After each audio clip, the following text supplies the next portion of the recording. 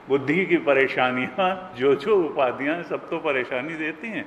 हाँ, एक भगवान ही हैं जो सर्वसमर्थ हैं और सब कुछ से। कहा जीवन को धन्य बनाने के लिए मन मना भव, मुझे मन दो, मुझसे प्रेम करो, मदयाजी मेरा ही भजन पूजन करो, माम नमस्कुरु मुझे ही नमस्कार करो, अपने अहंकार को मेरे चरणों में मिटा दो। नमन का मतलब यही होता है कि अपने अहंकार को हमने गुरु के चरणों में मिटा दिया, भगवान के चरणों में मिटा दिया, तो असली नमन तब है, खाली ऐसे से हाथ जोड़ के नमन नहीं, अहंकार को समर्पित कर दिया। नमस्कुरु मामे वैश्यस्य सत्यम थे, तो मैं प्रतिज्ञा पूर्वक कहता हूं अर्जुन, अगर तुम ऐसे करोगे, मन को मुझे समर्पित करोगे, मुझसे प्रेम करोगे, मेरा यजन पूजन करोगे, मेरे चरणों में अपने अहंकार को समर्पित करोगे, तो तुम मुझे ही प्राप्त कर लोगे। It is not impossible. अपनी आत्मा को जानना या परमात्मा को पाना असंभव नहीं है। भगवान कहते हैं, मैं प्रतिज्ञा पूर्वक कहता हूं कि ये 4 काम अगर तुम कर लोगे तो तुम मुझे प्राप्त कर लोगे, और मुझको प्राप्त करने से तो सब कुछ प्राप्त हो जाता है। तो ऐसे कहा था। यहाँ 22वें श्लोक में कहा था, पुरुषः स परः पार्थ भक्त्या लभ्यस्तु अनन्य, अनन्य भक्ति से मैं प्राप्त होता हूँ, यस्यांतः स्थानि भूतानि येन सर्वमिदं ततम्, मेरे अंदर ही ये सारे भूत हैं और मैं इस जगत के कण कण और क्षण क्षण में व्याप्त हूँ। जैसा कि भगवान का स्वरूप हम लोग समझते हैं, शास्त्रों में निर्धारित किया गया कि वो क्या है, ऑमनिशिएंट, ऑमनीपोटेंट और ऑमनीप्रेजेंट। ऑमनिशिएंट का मतलब सर्वज्ञ है, सब कुछ जानता है, हमारे भाव और विचार को भी जानता है, हमारे कर्म को भी जानता है, किस भावना में कर्म किया गया, किस परिस्थिति में, सब जानता है।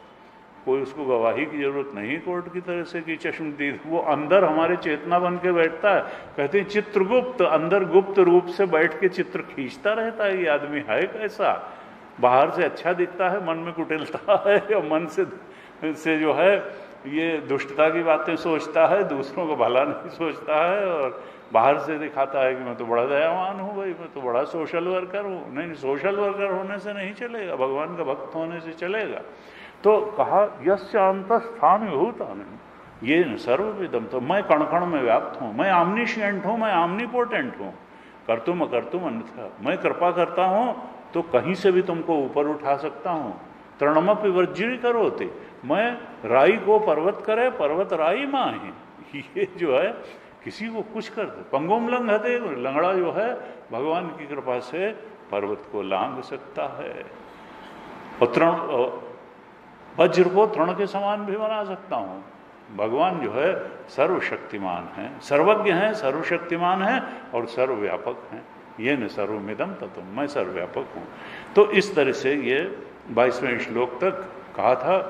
और 23वें श्लोक से 8वें अध्याय में एक नया प्रसंग, नया प्रकरण शुरू होता है, जहाँ पर कि भगवान गतियों का वर्णन करते हैं कि ये तो तय है कि जातस्य ही ध्रुव मृत्यु ध्रुवम जन्म मृतस्य च, जो पैदा हुआ है मरेगा जरूर। और फिर गीता ये भी कहती है ध्रुवम जन्म मृतस्य च, जो मरा है वो पैदा भी जरूर होगा, क्योंकि मरने का मतलब it is not positively the end. ये तो प्रारब्ध के अनुसार पंचभूत को एक गठरी में हमारी इच्छाओं ने बांध दिया था। जब प्रारब्ध पूरा हो जाएगा उसके बाद बड़े से बड़ा अस्पताल, बड़े से बड़ा डॉक्टर, अच्छी से अच्छी दवाई काम नहीं करेगी। और अगर प्रारब्ध है तो मोहल्ले का नीम हकीम भी फायदा कर जाएगा। गीता का तो यही कहना कि जब तक है, प्रारब्ध है, तब तक कहीं कुछ होने वाला नहीं है। यहाँ सुख दुख का भोग करने आए हो, प्रारब्ध से सुख का भी भोग करोगे, दुख का भी भोग करोगे, और भजन है तो भजन भी करोगे, स्वर्ग भी जा सकते हो, नरक भी जा सकते हो, पाप कर्म करो, और नहीं तो मुक्त भी हो सकते हो, अपवर्ग भी जा सकते हो, स्वरूप बोध में प्रतिष्ठित होगे मुक्त भी हो सकते हो। सब तरह की गतियां हो सकती हैं मरने के बाद। यहाँ मुख्य रूप से 2 तरीके की गतियां का वर्णन किया। कठोपनिषद में हमने पढ़ा था कि वहाँ पर कहा था गति का नियामक कौन है, यथा कर्म यथा श्रुतम। मनुष्य के कर्म उसकी गति का नियामक होते हैं, और सुनने से ही ज्ञान होता है। देखिए, गुरु बिन होए कि ज्ञान, हो ज्ञान की होए विराग बिनु, चले कि जल बिनु नाव, कोटि जतन पछि पछि मरिए। बिना गुरु के ज्ञान नहीं होता है, और बिना वैराग्य के भी ज्ञान नहीं होता है। अगर हम सेलेक्टिव लिसनर बने रहेंगे कि देखें भाई क्या बताते हैं, कितना सही है कितना गलत है, हमने भी कोई ऐसे जो है थोड़ो अज्ञान में थोड़ो जीवन जिया है तो जरा देखा जाए भाई, तो उनका नहीं, वैराग्य होना चाहिए। अगर हम पुरानी धारणाओं मान्यताओं से चिपके ही रहेंगे तो सत्य हमको ग्रहण नहीं होगा, धारण नहीं होगा, और वो हमारे जीवन का मार्गदर्शक तत्व भी नहीं बन पाएगा, क्योंकि हम जिन धारणाओं मान्यताओं के साथ जीते हैं वही हमारे जीवन का मार्गदर्शक सत्य बन करके हमारे जीवन को चलाती रहती है। इसलिए कहा गति का नियामक क्या है, यथा कर्म यथा श्रुतम। तुम अपने कर्म को सत्कर्म बनाओ, निष्काम कर्म बनाओ, भगवत परायण कर्म बनाओ, कर्म ऐसे करो, और ज्ञान को भी अच्छा बनाओ। वो ज्ञान लो जो तुम्हारी बुद्धि में सत्य का प्रकाश उत्पन्न करता हो, जो तुम्हारे बुद्धि में दुर्गुणों के प्रति सम्मान न पैदा करता हो, सद्गुणों के प्रति सम्मान पैदा करता हो। दया, क्षमा, करुणा, सरलता, सात्विकता जो ज्ञान पैदा करता हो, वो ज्ञान सुनने लायक है, वो ज्ञान अनुकरण करने लायक है, और उसी ज्ञान को ज्ञान कहा जा सकता है। हमारे यहाँ चालाक बुद्धि को पवित्र बुद्धि नहीं कहा गया, सात्विक बुद्धि, निर्मल बुद्धि को पवित्र बुद्धि कहा गया, क्योंकि अंत में ऐसी ही बुद्धि तुम्हारे काम आएगी, तुमको पे करेगी। शॉर्ट ड्यूरेशन में हो सकता है तुमको तात्कालिक दृष्टि से लगे कि नहीं, इस तरह से जो है कुछ गलत करके हम बहुत अच्छा परिणाम प्राप्त कर सकते हैं, लेकिन लॉन्ग रन में तुमको मालूम पड़ेगा कि वो गलत परिणाम दुख ही देने वाला हुआ। यहां जो है तो यथा कर्म यथा श्रुतम, कठोपनिषद ने कहा था कि कर्म गति का नियामक है और ज्ञान गति का नियामक है। यहां भगवान थोड़ा सा डिफरेंट एक अप्रोच लेकर के चल रहे हैं। 23वें श्लोक में भगवान ने कहा, यत्र काले तो अनावृत्तिम आवृत्तिम चैव योगिनः प्रयाता यान्ति तम कालम वक्ष्यामि भरतर्षभ। 8वें अध्याय के 23वें श्लोक में भगवान ने कहा, अब अर्जुन मैं तुमको उन दो गतियों के बारे में बताता हूं। एक गति को प्राप्त करने वाले इस मृत्युलोक में फिर से लौट करके आ जाते हैं, और दूसरे प्रकार की गति को प्राप्त करने वाले यहाँ मृत्युलोक, धरतीलोक, कर्मलोक, मनुष्यलोक में नहीं लौटते हैं। एक गति है जो फिर से ले आने वाली है, आवृत्ति करा देने वाली है, पुनर्जन्म करा देने वाली है, और एक गति है जो अनावृत्ति वाली गति है, यानी पुनर्जन्म नहीं लेना पड़ता है। तो ये दो गतियां हैं अर्जुन, इनके बारे में मैं बताऊंगा। और कहा यत्र काले, भगवान ने यहाँ यथा कर्म यथा श्रुतम किए कहा, वो दो काल कौन से हैं जिनमें मरने पर प्रयाता, मृता, गंता, यान्ति जाता है, जिनमें मरने पर ये मनुष्य जाता है। तम कालम वक्ष्यामि भरतर्षभ, उस काल का मैं तुमसे वर्णन करूंगा कि वो काल कौन सा है जिसमें देह छोड़ने पर यह मनुष्य पुनरावर्ती गति को प्राप्त करता है, वह काल कौन सा है जिसमें मरने पर यह मनुष्य अपुनरावर्ती गति को प्राप्त करता है।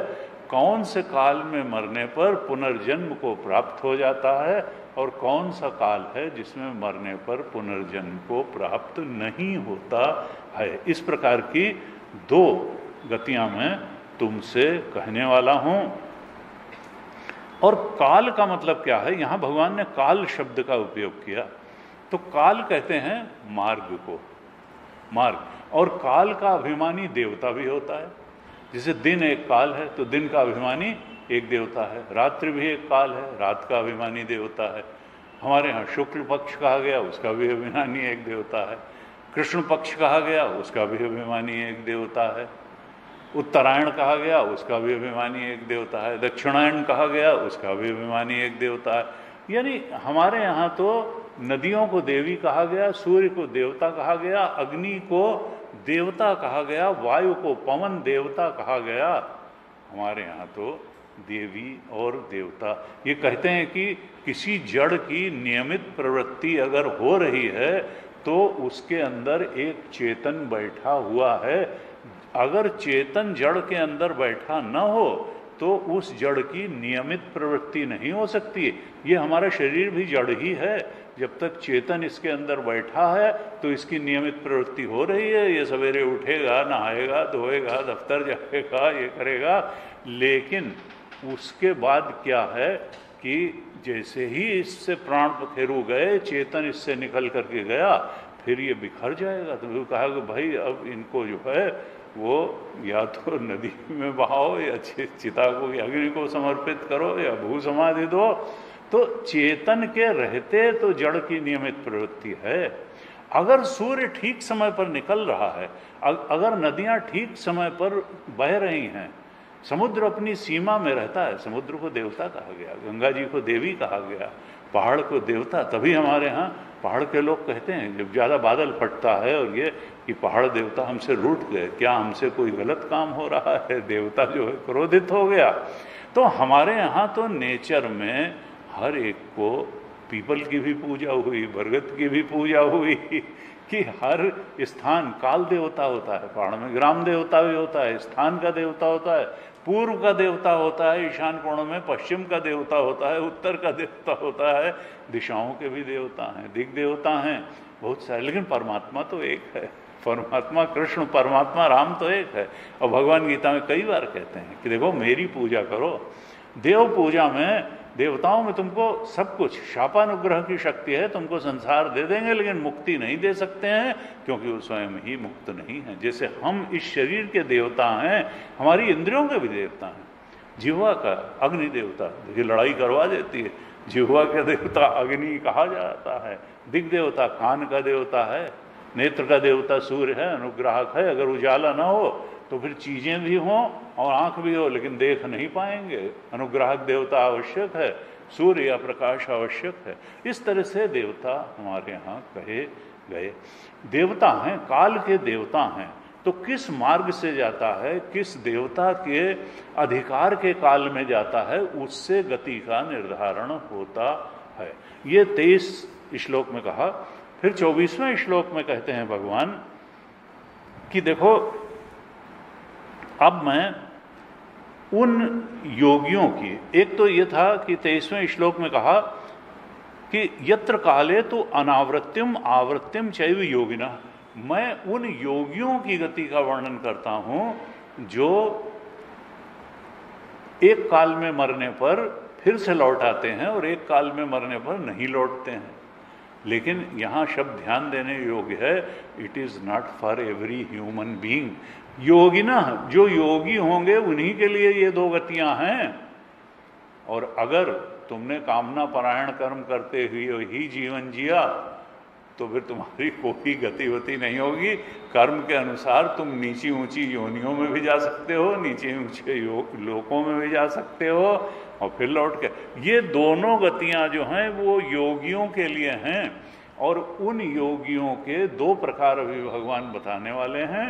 एक है निष्काम कर्मी और एक है सकाम कर्मी।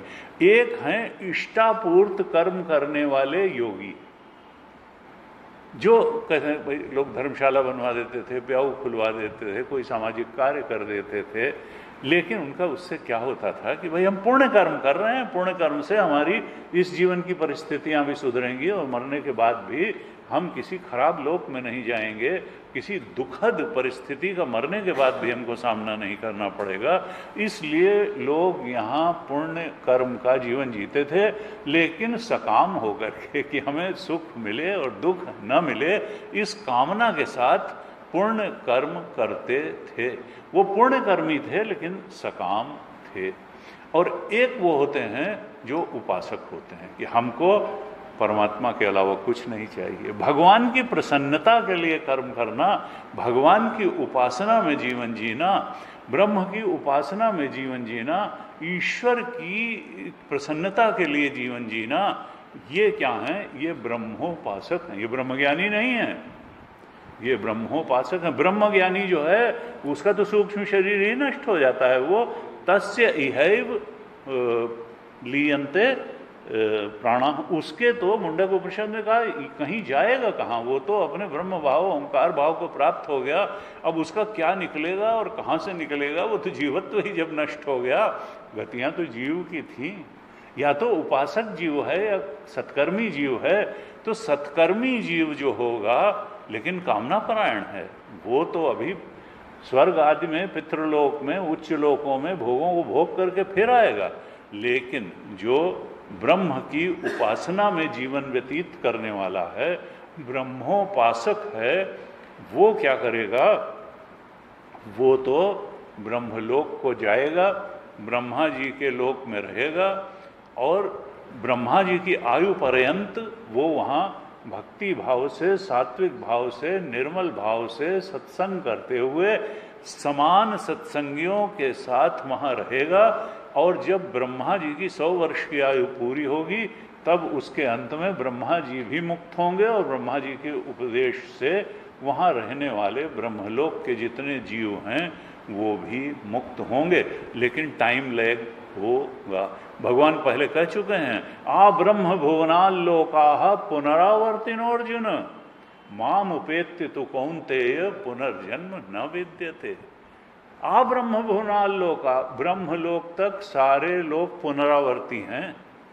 लेकिन व्यवहारिक रूप से क्या है कि चूंकि इतना पवित्र वातावरण होगा, देखिए स्वर्ग से तो क्षीणे पुण्य मर्त्य लोकम विशंति, स्वर्ग तो 5 स्टार होटल की तरीके से है, पुण्य की पूंजी जैसे ही तुम्हारी खत्म हुई, चलो लौटो मृत्यु लोक में, फिर से कर्म करके पुण्य अर्जन करो। लेकिन ब्रह्मलोक में चूंकि वो बहुत निर्मल हृदय यहीं से था, ईश्वर की उपासना उसने करी थी, अच्छे ढंग से करी थी, इसलिए ब्रह्मलोक प्राप्त हुआ।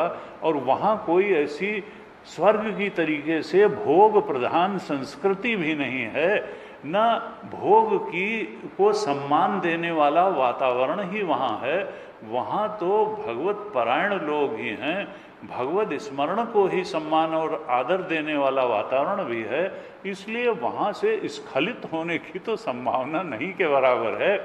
फिर भी चूंकि कर्म से, उपासना भी एक सूक्ष्म कर्म है, मानसिक कर्म है, और कर्म से जो भी प्राप्त होता है वो काल में नष्ट होता है।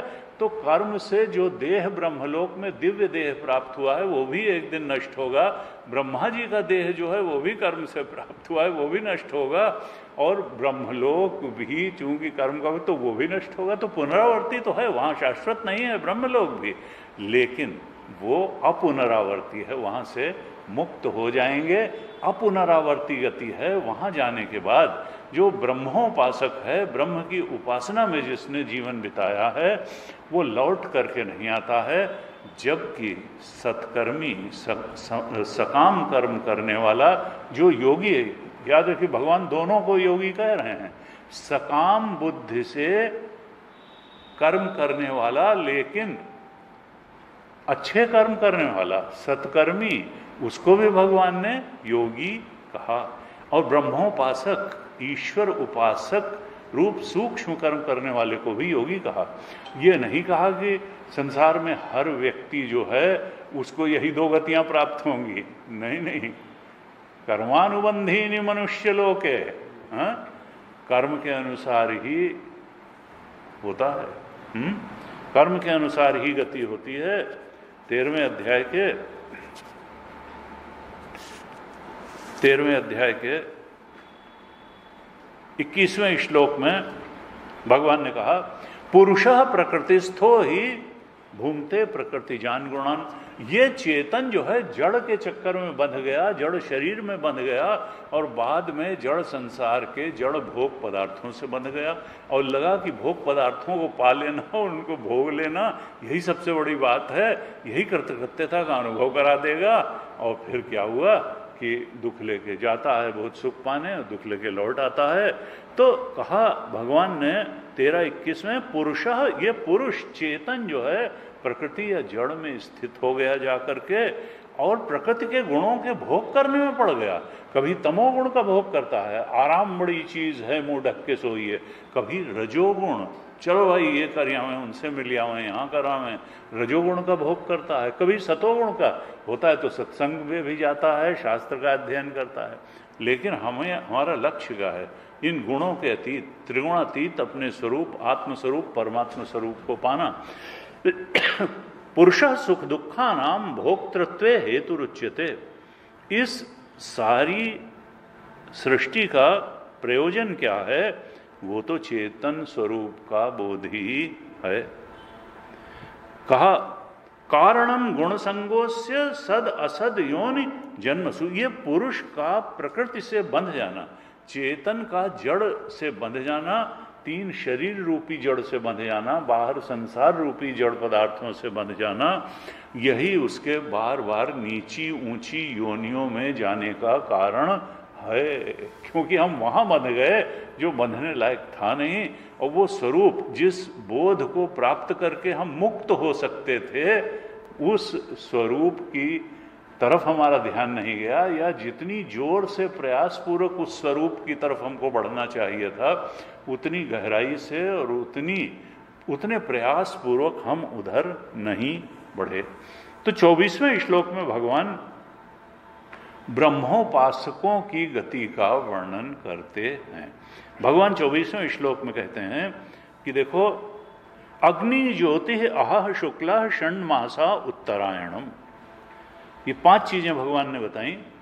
कहा इन कालों में इन देवताओं के अधिकार के क्षेत्र में जो जीव मरण को प्राप्त होता है, देह छोड़ता है, कैसे?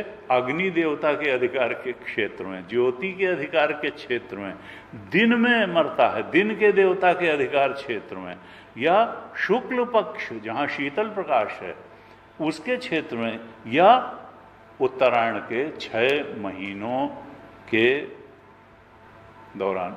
हमको मालूम है कथा भीष्म पितामह की, कि उन्होंने वेट किया मकर संक्रांति का कि सूर्य उत्तरायण हो जाए तब मैं, और कांटों पे लेटे रहे 2 महीना, कांटों पे लेटे रहे। सूर्य के उत्तरायण जब हुए तब उन्होंने शरीर का त्याग किया। तो यहां 5 चीजें बताई। ये पांचों क्या है? प्रकाश प्रधान है। अग्नि, ज्योति। अब ये कालवाचक, अग्नि कोई काल तो है नहीं, और अग्नि में कौन मरता है? ज्योति में कौन मरता है? भाई दिन में तो मरते हैं, शुक्ल पक्ष में मरते हैं, उत्तरायण में मरते हैं, लेकिन कोई अग्नि में, ज्योति में तो मरता नहीं है। इसका मतलब क्या है? भगवान का इशारा कहीं और है, फिजिकली नहीं है। भगवान का इशारा कहाँ है? कि मरते समय वृत्ति में ज्ञान की अग्नि प्रज्वलित है या नहीं है। हमारा भगवत परायण स्मृति है या हमारी स्मृति संसार परायण है? संसार के स्मरण में देह छूट रहा है या भगवान के? हैं? अंत काले च मामेव स्मरण मुक्त्वा कलेवरम यह प्रयाति समद्भावम याति नास्ति अत्र संशय। 8वें अध्याय में ही अभी 5वें 6वें श्लोक में भगवान बता चुके हैं कि मेरी स्मृति में शरीर छोड़ो, संसार की स्मृति में नहीं, तब तो मुझे पाओगे। तो यहाँ पर भगवान के स्मरण में ज्ञान की अग्नि प्रदीप्त हो जब शरीर छूटे, और ज्योति का मतलब क्या है? कि प्रभु स्मरण की ज्योति हृदय में जल रही हो जब शरीर छूटे। और भगवान ने सावधान किया था कि जिसने जीवन भर याद किया वही मरते समय भी याद कर पाएगा। जीवन भर जिसको याद किया है, हम जिससे प्रेम करते हैं उसको बार बार याद करते हैं, उल्टा कर दो, बार बार याद करो तो प्रेम अपने आप हो जाएगा। इसीलिए जप का विधान है माला लेकर के, कि अगर तुम्हारा प्रेम नहीं भी है तो जबरदस्ती याद करो। एक पूजा का स्थान बनाओ, वहाँ रोज 15 मिनट बैठो, चाहे जपमाली का सहारा लो, चाहे तो किसी शास्त्र ग्रंथ का सहारा लो, चाहे ध्यान का सहारा लो। Make your daily some time for daily appointment with your personal guard. उनसे निजता का संबंध जोड़ो अपने पूजा घर में। और फिर जब ये होता है कि प्रभु हैं, ये तो आस्तिकता है, प्रभु मेरे हैं, हर समय मेरे साथ हैं, हम उनसे अपनी हर परेशानी कह सकते हैं, और जो संसार में कोई हमारे लिए नहीं कर सकता वो मेरे प्रभु हमारे लिए कर सकते हैं। इस विश्वास के साथ, इस आत्मीय बंधन के साथ जब हम भगवान को पुकारते हैं और पूजा करते हैं तो फिर भगवान रिस्पॉन्ड भी करते हैं, क्योंकि तो सर्वशक्ति हैं, सर्वज्ञ हैं, सर्वव्यापक हैं। तो यहाँ पर कहा जो प्रकाश पूर्ण ज्ञान के प्रकाश में जिनका शरीर शांत होता है, प्रभु के स्मरण में जिनका ऐसी जो अग्नि ज्योति शुक्ल और प्रकाशित काल में जो शरीर छोड़ते हैं, तत्व प्रयाता गच्छन्ति ब्रह्म ब्रह्म विदो जनाः, वे ब्रह्मलोक को प्राप्त करते हैं। ऐसे ब्रह्म की, ईश्वर की उपासना करने वाले लोग ब्रह्मलोक को प्राप्त करते हैं। ये 24वें श्लोक में कहा था। 25वें श्लोक में कहते हैं भगवान कि धूमो रात्रि तथा कृष्ण षण्मासा दक्षिणायनम। इनमें अब उस काल का वर्णन कर रहे हैं जहां पर कि थोड़ा अंधकार ज्यादा होता है। वो प्रकाश वाली 5 चीजों को कहा, यानी ज्ञान का प्रकाश, स्मरण का प्रकाश वहां था। और यहां पर क्या है, धूम, वहां अग्नि था, अग्नि कहा था, ज्योति कहा था। यहां अग्नि नहीं कह रहे हैं, धूम, धुआं। यानी अभी सकाम कर्मी का स्पष्ट दृष्टि नहीं है जीवन के प्रति, मरने के प्रति, गति के प्रति, अभी कंफ्यूज्ड है, अंधकार में थोड़ा है, धुआं है, प्रकाश की न्यूनता है अभी। तो जिस काल में, जिस मार्ग में धूम्र है, ज्ञान स्पष्ट नहीं है, रात्रि है,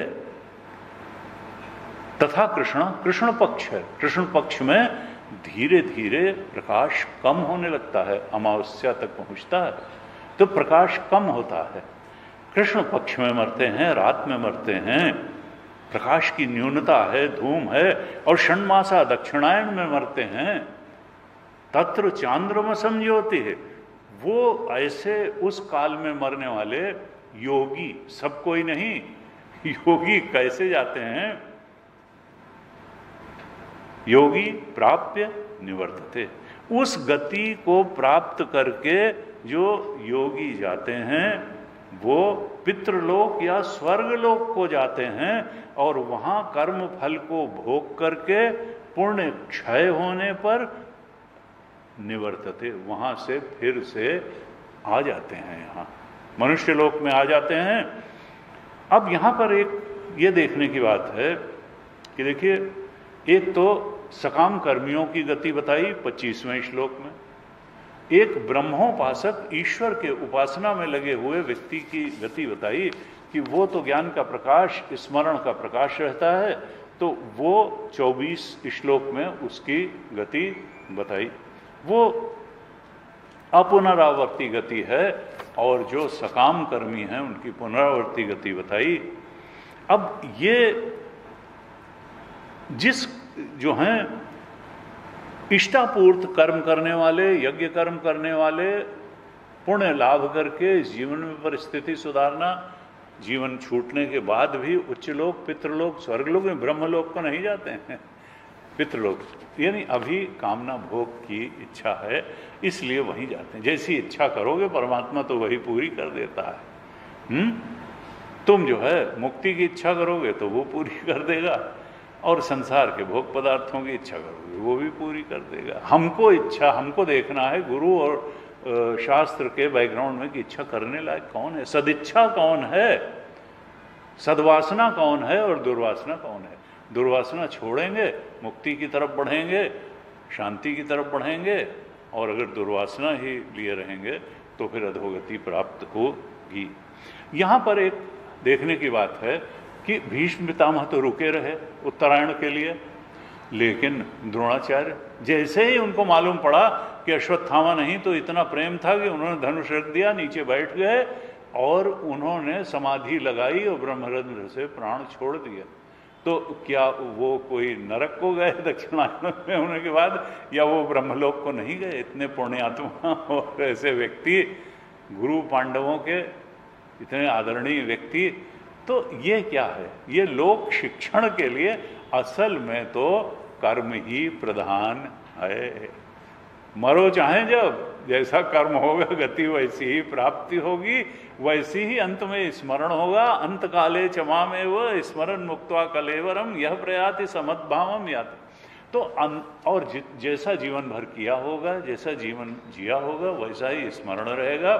इसलिए ये केवल लोक शिक्षण के लिए है। और उसका भी अर्थ क्या है कि ज्ञान का प्रकाश रहना चाहिए, स्मरण की ज्योति जलती रहनी चाहिए, धूम अंधकार, हमें विजन ऑफ लाइफ क्लियर होना चाहिए, उसमें कोई डिल्यूजन इल्यूजन नहीं होना चाहिए, कोई अंधकार नहीं होना चाहिए। यही केवल है। ऐसा नहीं है कि जो लोग 14 जनवरी से और उसके बीच में मरेंगे वो लोग जो है वो सब नरक में चले जाएंगे, उधर वाले, ऐसा कोई नहीं है। कर्म के अनुसार, कर्म गति टारे ना ही टरी है। कर्म से ही गति होगी और ज्ञान से गति होगी। वो जो उपनिषद का वाक्य है, यथा कर्म यथा श्रुतम, वो सबसे ऊपर है। वैसी ही अंते स्मृति होगी, वैसी ही भावना होगी, वैसा ही सब कुछ होगा, प्रारब्ध भी वैसा ही बने। तो ये काल एक इंडिकेशन के लिए है कि भक्ति करो, निष्काम भक्ति करो, और सकाम अगर नहीं कामना छोड़ी जाती तो कम से कम सकाम भक्ति करो। धूर्तता मत करो, दुष्टता से अपनी इच्छाओं को पूरी करने की कोशिश न करो, नहीं तो फिर दुर्गति होगी। फिर न तो स्वर्ग या पितृलोक की गति होगी, न दक्षिणायन मार्ग से जाओगे, न उत्तरायण मार्ग से जाओगे। तुमको तो यमदूत फिर ले जाएंगे, यमदूत ले जाएंगे।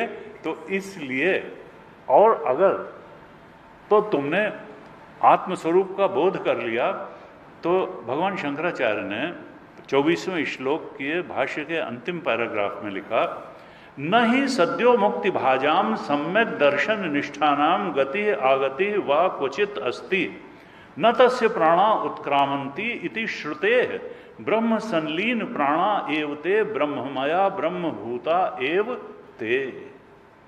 भगवान शंकराचार्य लिखते हैं 24वें श्लोक के भाष्य के अंतिम पैराग्राफ हैं कि जो पूर्ण ज्ञाननिष्ठ योगी हैं, जिन्होंने आत्मा के सत्य को ही जान लिया, ओंकार स्वरूप के बोध में दृढ़ निष्ठा प्राप्त कर ली, वे सद्यो मुक्ति के, उनके लिए कोई गतिवती नहीं होती है। वो न दक्षिण मार्ग से जाएंगे, न उत्तर मार्ग से जाएंगे।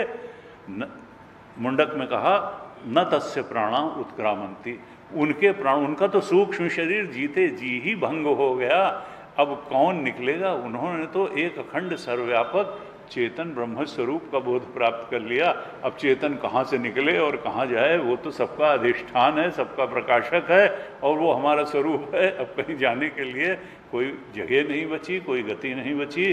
तो श्रुति कहती है उसके प्राण निकल करके, वो तो ब्रह्म संलीन प्राणा, उसके प्राण तो अपने ब्रह्म स्वरूप में ही लीन हो जाते हैं।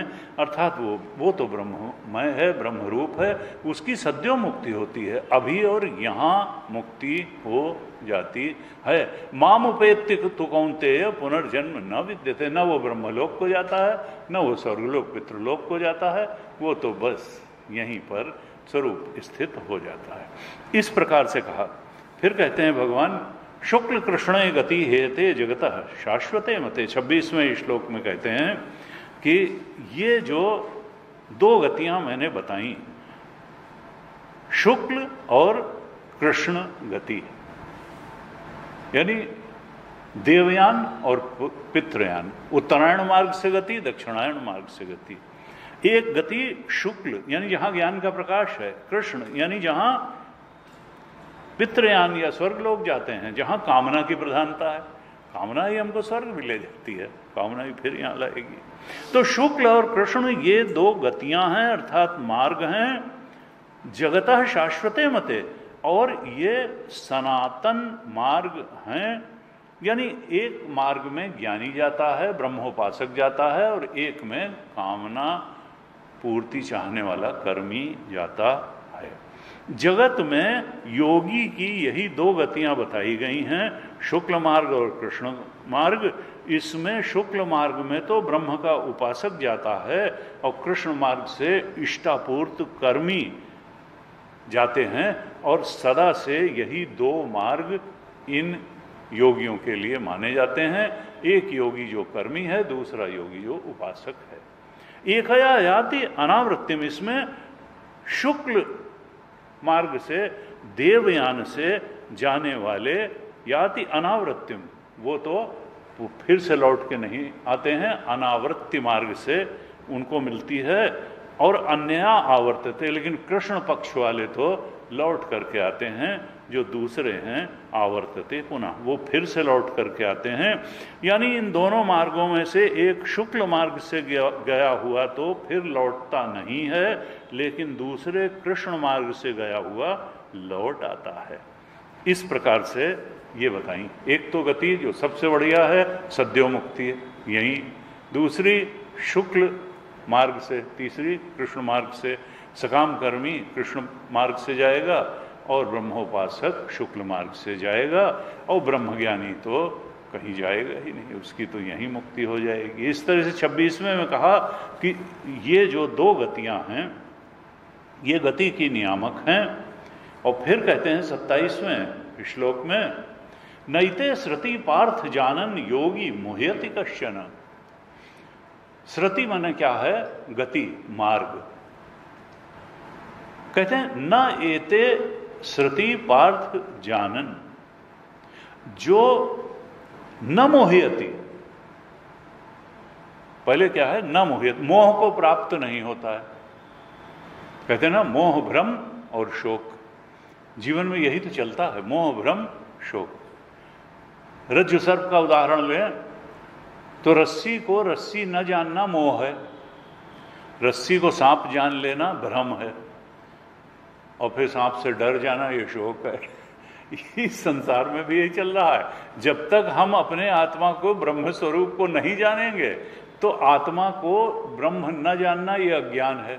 उस आत्मा को जीव जान लेना, सुखी दुखी होने वाला, इच्छाओं से आक्रांत होने वाला, ये भ्रम है।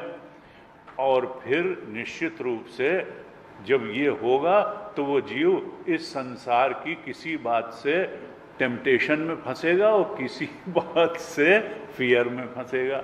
यानी किसी परिस्थिति को देख करके हर्षित होगा और किसी परिस्थिति को देख के शोकाकुल हो जाएगा। हाँ, टेम्पटेशन और फियर इसी में चलेगा। क्यों?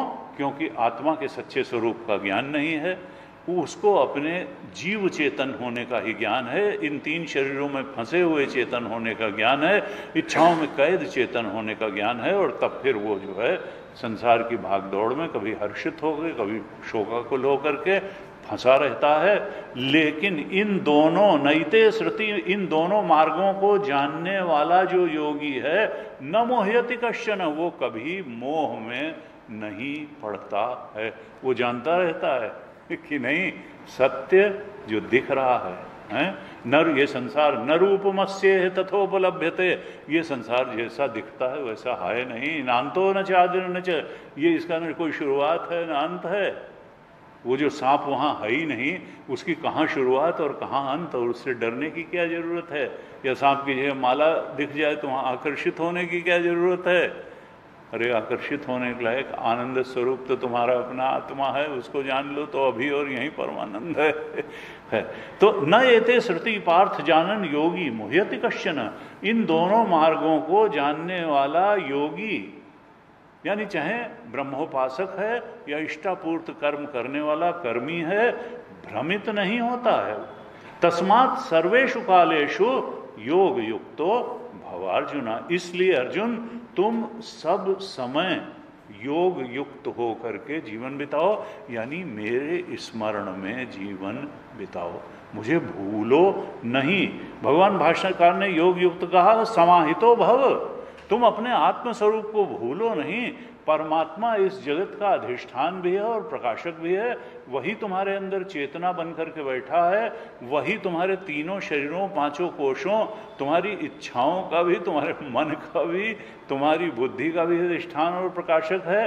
वही इंद्रियों को, आँख को देखने की शक्ति दे रहा है, वही कान को सुनने की शक्ति दे रहा है, वही हाथ को ग्रहण करने की शक्ति दे रहा है, पैरों को चलने की शक्ति दे रहा है, वही मन को मनन करने की शक्ति दे रहा है और बुद्धि को विचार करने की शक्ति दे रहा है। शक्ति का, ज्ञान शक्ति का और क्रिया शक्ति सबका स्रोत वही है, क्योंकि वास्तव में वही है और चीजें तो सुपर इम्पोजिशन है। रस्सी को सत्ता, सांप को सत्ता देने वाली रस्सी ही है। रस्सी ना हो तो सांप भी ना हो, अगर परमात्मा ना हो तो न जगत हो, न जीव हो, न कुछ हो। इसलिए उस सत्य को नहीं भूलना। तस्मात् सर्वेषु कालेषु योग युक्तो भवार्जुन। इसलिए भगवान कहते हैं देखो, सोने में, जगने में, उठने में प्रभु का स्मरण बना रहे। कैसे योग युक्त हो गए? 5वें श्लोक से 8वें अध्याय और 22वें श्लोक तक जो भगवान ने उपदेश किया है, उस उपदेश के अनुसार जीवन बिता करके, समाहित चित्त हो करके भगवान में जीवन जियो, तो यही मुक्ति का रास्ता है। तुम कर्म और उपासना का समुच्चय करो, भगवत प्रेरणा से कर्म करो, इच्छापरायण कर्म से उठ करके कर्तव्य परायण कर्म करो, और उससे भी ऊपर उठ करके परमात्मा की प्रसन्नता के लिए प्रभु परायण कर्म करो। तुम मुक्ति की तरफ बढ़ोगे, शांति की तरफ बढ़ोगे, इस जीवन रहते हुए सुख की तरफ बढ़ोगे और शरीर छूटने के बाद भी शाश्वत सुख की तरफ बढ़ोगे। ऐसा गीता का संदेश है। अंतिम 28वें श्लोक में भगवान कहते हैं, वेदेषु यज्ञेषु तपस्सु चैव दानेषु यत् पुण्य फलम प्रदिष्टम अत्येति तत्सर्वमिदं विदित्वा योगी परम स्थानम उपैति चाद्यम। कहते हैं देखो, शास्त्रों में 4 चीजों की बहुत बड़ाई की गई है कि ये 4 चीजें जो है ये बहुत पुण्य उत्पन्न करने वाली हैं। और देखिए, जो जिसके पुण्य की पूंजी होगी उसके जीवन में अनुकूलताएं आएंगी, सुख आएंगी, और पाप की पूंजी अगर ज़्यादा बढ़ेगी तो विपरीत परिस्थिति आएगी, दुख आएगा। और पुण्य है क्या? धर्म के अनुसार जीवन जीना पुण्य है, और पाप के अनुसार, पाप क्या है कि धर्म विरुद्ध जीवन जीना पाप है। महाभारत में दुर्योधन कहता है, जानामि धर्मम न च में प्रवृत्ति। मैं जानता हूं कि धर्म क्या है, पांडवों को दे देना चाहिए, लेकिन मैं दे नहीं पाता, प्रवृत्ति नहीं। जानामि अधर्मम, मैं जानता हूं कि अधर्म क्या है, न च में निवृत्ति, लेकिन मैं अधर्म के मार्ग को छोड़ नहीं पाता हूं। और तब फिर कैसा हुआ? सब मारे गए। तो कहा ये 4 चीजें जो हैं ये पुण्य को बढ़ाने वाली हैं। वेदेषु यज्ञेषु तपस्सु चैव दानेषु यत् पुण्य फलम प्रदिष्टम। वेद, वेदाध्ययन, यज्ञ का अनुष्ठान, यज्ञेषु तपस्सु चैव, यानी तप करना, ये मन जो चाहे वही करने के लिए चल देना। जिसको नानक देव जी ने कहा, भाई मनमत नहीं गुरुमत बनो। मनमत शिष्य कभी आध्यात्मिक रूप से उन्नति को नहीं पा पाता, और यहां तक कि सांसारिक उन्नति को भी नहीं पा पाता ठीक से। गुरुमत ही, यानी जिसको संयम है, थोड़ा इंद्रिय पे संयम है, मन का संयम है, दिनचर्या का संयम है, कर्म पे संयम है, कहाँ से चित्त को हटाना है, कहाँ चित्त में लगाना है, ये संयम जिसके अंदर है वही उसी का जीवन सफल होता है। कहा तप होना चाहिए, वेदाध्ययन होना चाहिए, यज्ञ होना चाहिए, और यज्ञ का मतलब कर्मयोग भी यज्ञ ही है। यज्ञार्थात कर्मणोन्यत्र लोकोयम कर्म बंधन, 3रे अध्याय में। यज्ञ कर्म का मतलब है प्रभु पारायण कर्म। यज्ञ में भी बिना दान के यज्ञ नहीं होता। हविष का दान करना, यजमान बनेंगे, पुरोहित को बुलाएंगे तो उसको थोड़ा दक्षिणा देंगे, हवन सामग्री इकट्ठा करेंगे तो थोड़ा पैसा खर्च करना पड़ेगा, थोड़ा संयम भी करना, उसमें जो यज्ञ के नियम हैं, निराहार रहना, फलाहार करना, वो सब भी करना। तो एक तरह से त्याग की बात यज्ञ भी सिखाता है। और वेदाध्ययन में सन्मार्ग मालूम पड़ेगा। अनुष्ठान करेंगे तो वो भी त्याग सिखाएगा, तप भी त्याग पर ही आधारित होता है, त्याग की बात सिखाई जाएगी। और दानेशु, हम वस्तुओं से बहुत प्रेम करते हैं, लेकिन जब दान करेंगे इसका मतलब हमारे अंदर किसी उच्च आदर्श की, दूसरे की सहायता सहयोग करने के लिए, देवताओं को पूजा चढ़ाने के लिए हम द्रव्य को छोड़ेंगे, त्याग करेंगे। तो इस तरह से वेदाध्ययन में भी क्या है, अपनी अनुकूल, अरे कहाँ सत्संग में फंस गए, इतनी देर थोड़ा मॉल टहलाते तो ज़्यादा अच्छा था, या पिक्चर चले जाते तो थोड़ा, नहीं, आपको थोड़ा उसको त्याग करना पड़ेगा, मनमानी इच्छा की, और आप एक हायर एक्टिविटी की तरफ आ रहे हैं। इस श्रेष्ठ बोध से जब बोधित होंगे तो वेदाध्ययन का ये शुभ परिणाम होगा, यज्ञ का भी शुभ परिणाम होता है, तप का होता है, दान का होता है, इन सब का पुण्य फल कहा गया है, बहुत श्रेष्ठ फल कहा गया है। लेकिन योगी क्या करता है, इन चारों के पुण्य फल को जानते हुए भी उनका त्याग कर देता है। अत्येति तत्सर्वमिदं विदित्वा, जानते हुए भी कि ये बहुत पुण्य फलदायी हैं, जो योगी है वो उन सब के पुण्य फलों का अतिक्रमण कर जाता है। योगी परम स्थानम उपैति च आद्यम, जो वो उस परम स्थान को प्राप्त कर लेता है जो सब कुछ का कारण है, जो सब कुछ का अधिष्ठान है, सब कुछ का प्रकाशक है, जो हमारा स्वरूप ही है, जो ब्रह्म है, जो शुद्ध चेतन है, जो सच्चिदानंद है, जो अद्वितीय चेतन है, अद्वितीय सत्य है और अद्वितीय आनंद है।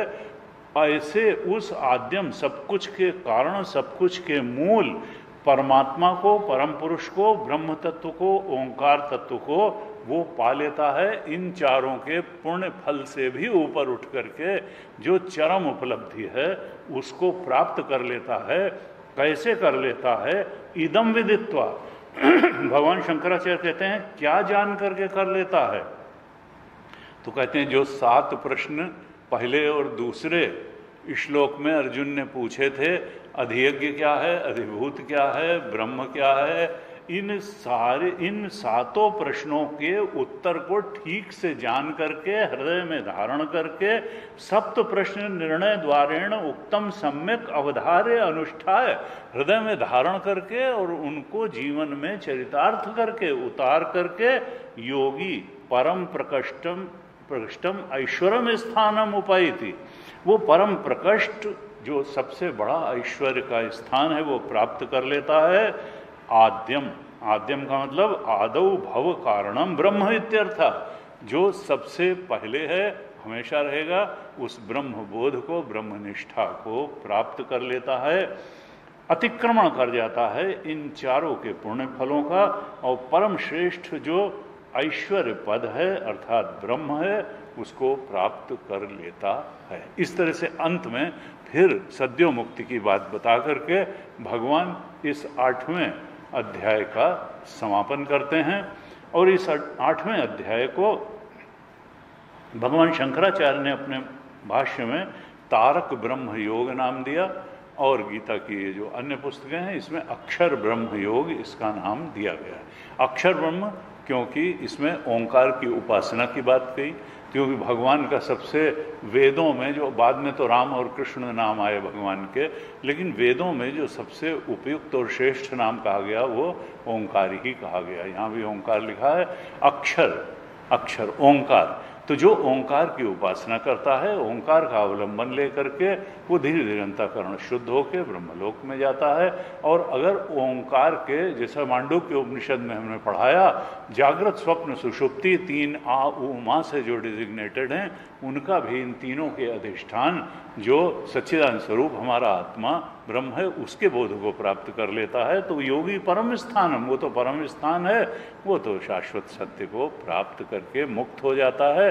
तो इस तरह अक्षर को तारक ब्रह्म भी कहते हैं और अक्षर योग भी कहना ठीक है इस अध्याय को, और तारक ब्रह्म कहना भी ठीक है, क्योंकि उसका आधार लेकर के ये जीव तर जाता है।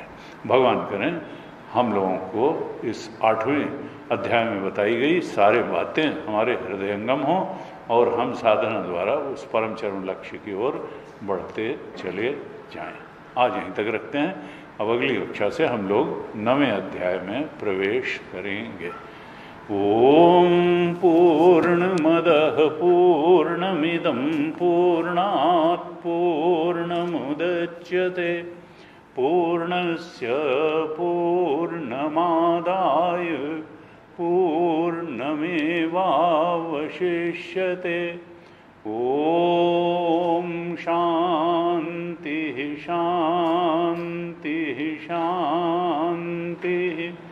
हरिः ओम श्री गुरुभ्यो नमः। हरिः ओम।